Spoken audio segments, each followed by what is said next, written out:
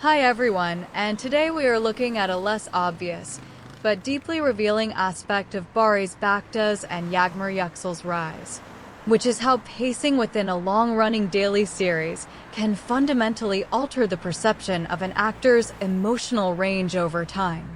Unlike shorter seasonal formats, Kensesekleri required sustained character development across an extended timeline, which meant that subtle shifts in performance accumulated gradually rather than being delivered in isolated dramatic peaks.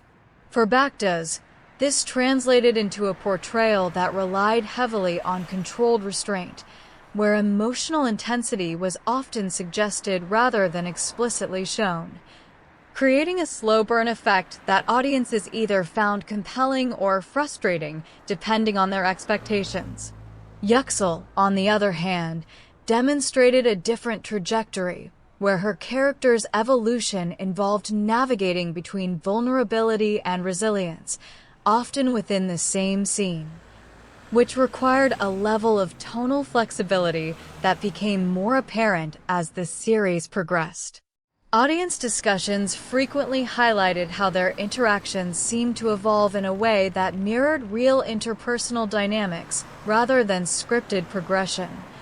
leading to theories that certain moments may have been influenced by improvisation or spontaneous adjustment during filming, although there is no confirmed evidence to support this. Critics of this interpretation argue that such perceptions are more likely the result of consistent direction and character writing rather than unscripted interaction,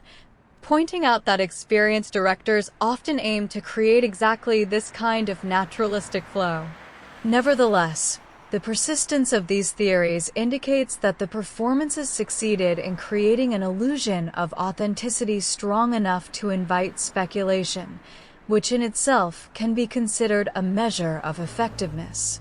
As both actors move forward, the challenge will be to either reinforce or deliberately break away from the performance patterns that audiences have come to associate with them, particularly in an industry where typecasting can emerge quickly when a specific dynamic resonates strongly with viewers. So before we end today's analysis, consider this angle carefully. Is the perception of authenticity in acting a reflection of the performer's skill,